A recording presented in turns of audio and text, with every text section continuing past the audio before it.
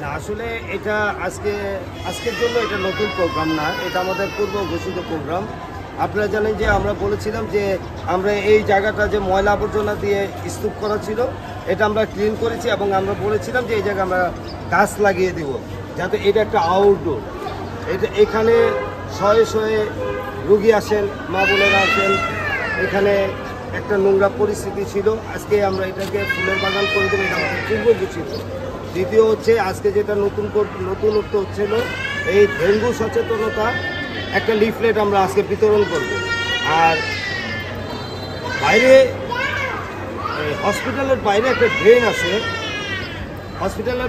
Drain আছে, এই ড্রেনটা আমাকে বলছে যে এই ড্রেনটার ভিতরে অনেক পানি জমে রয়েছে এবং এই ডেঙ্গু প্রজনন ওইখান থেকে হওয়ার সম্ভাবনা সবচেয়ে বেশি। তো ওই জিনিসটা মাথায় নিয়ে আমরা আজকে পৌরসভা থেকে 10 জন ভাইকে নিয়ে আসছি।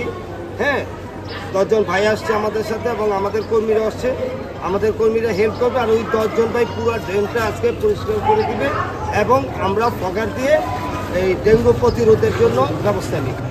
এটি হচ্ছে আজকে আমাদের প্রোগ্রাম। আচ্ছা, আসলে আমাদের এই নারায়ণগঞ্জ শহরটা হচ্ছে মফস্বল শহর বলে। আমাদের এই মফস্বল শহরে মানে লেবার শ্রেণী এগুলো হচ্ছে সবচেয়ে বেশি এবং ওই কারণ হচ্ছে কি এরা সচেতনতা খুবই কম, এদের ভিতরে এই সচেতনতা বোধটা নেই, যার কারণে আজকে আমরা এই লিফলেটটা নিয়ে আসছি সবাইকে সচেতন করার জন্য। আমরা সবাই যদি সচেতন হই ইনশাল্লাহ, আমাদের এই নারায়ণগঞ্জে কখনো ডেঙ্গু ছিল না, সারা বাংলাদেশে ডেঙ্গু যখন প্রকোপ আকার ধারণ করতো নারায়ণগঞ্জে তখন একটা রোগীও ধরা পড়তো না। এবং আমরা সবাই বলতো কি যে একমাত্র নারায়ণগঞ্জ শহর হচ্ছে ডেঙ্গু মুক্ত শহর, কিন্তু এখন এই আমাদের এই অসচেতনার কারণে আজকে ডেঙ্গুর এই অবস্থায় পরিণত হয়েছে। আজকে শুনি হসপিটালে 400-500 লোক, কালকে আমাকে একজনে ফোন করছে কোনো ক্লিনিকে বেড নাই, আমাকে কালকে ফোন করে বলছে, তাও আমি রিকোয়েস্ট করছি, তারপরে সে বলছে যে ঠিক আছে 2-3 ঘন্টা পরে জানাতে পারবো। ঠিক এই আকারটা ধারণ করছে, এটা আমাদের জন্য সত্যি দুঃখজনক একটা ঘটনা। তবে আমরা যদি সবাই সচেতন হই এবং আমরা যদি চেষ্টা করি ইনশাল্লাহ সেই পূর্বের ন্যায় নারায়ণগঞ্জকে ডেঙ্গু মুক্ত করবে ইনশাল্লাহ। আসলে গাছ লাগানোটা হচ্ছে আমার সবচাইতে মানে ফেভারেট। আমার যে কয়টা ফ্যাক্টরি আছে আমাদের, ওই ফ্যাক্টরিতে এমন কোনো ফলের গাছ, এমন কোনো ফুলের গাছ নাই যেটা আমার ফ্যাক্টরিতে। আমি প্রতি বছর ওই শহীদ জিয়া হলে মেলা হয়, ওই মেলায় সবাই আমাকে চিনে যে আমি কী পরিমাণ গাছ মানে ওইখান থেকে ক্রয় করি। প্লাস আমি যখন ঢাকার থেকে ধানমন্ডি থেকে যখন নারায়ণগঞ্জে আসি, হাতের বাম পাশে অনেকগুলা এই ফুলের মানে গাছ বিক্রির দোকান আছে। আমি গাছ না কিনলেও ওইখানে ওদের সাথে পয়সা কিছুক্ষণ সময় কাটে আছি, দেখি নতুন কোনো গাছ আছে কিনা। তো ওই পরিপ্রেক্ষিতে গাছ লাগানোটা আমার হবে। আপনারা সাংবাদিক ভাইয়েরা আমাদেরকে জানাবেন যে নারায়ণগঞ্জের কোন জায়গায় কোন সমস্যা আছে, ইনশাল্লাহ সমাধান করে দেব।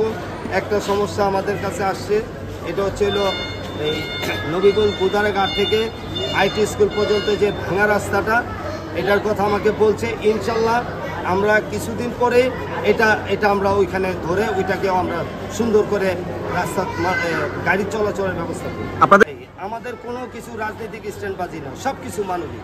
আপনি কি মনে করেন আমি আমি একজন আমার এক ফ্রেন্ড মেবি ফ্রান্সে থাকে, সে আমাকে মানে মানে পরিষ্কার পরিচ্ছন্নতা নিয়ে আসে আমার একটা কথা বলছে যে আগে কোথায় ছিলেন। আমি তাকে ওইখানে মেসেজে লিখে দিছি যে আমি যখন লিউ ক্লাব করতাম, আমি 1990 সন থেকে লিউ ক্লাব, 95 সন থেকে 96 সন থেকে লিউ ক্লাব, ওই সময় থেকে পরপর 2বার প্রেসিডেন্ট হয়েছে।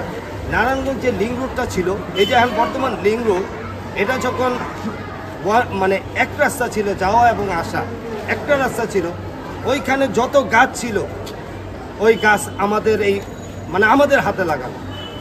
আমরা ওইখানে প্রায় 5000 গাছ লাগাইছি। আমি ওনাকে মেসেজে লিখছি, এটা আসলে আমি ওইখান থেকে এই জিনিসগুলো শিখছি। আমরা অক্টোবর মাসে আসলে লিউ ক্লাব থেকে অক্টোবর মাসে আসলে আপনারা জানেন একটা অক্টোবর সপ্তাহ পালন করতাম। ওইখানে আমরা রাস্তা ঝাড়ু দেওয়া, ওইখানে হেডলাইটে পেইন্ট করে দেওয়া, কোনো ভাঙাচুরা গাড়িকে আমরা ভালো করে বলে দিতাম যে গাড়িটা সুন্দর করে, এগুলা ওইখান থেকে।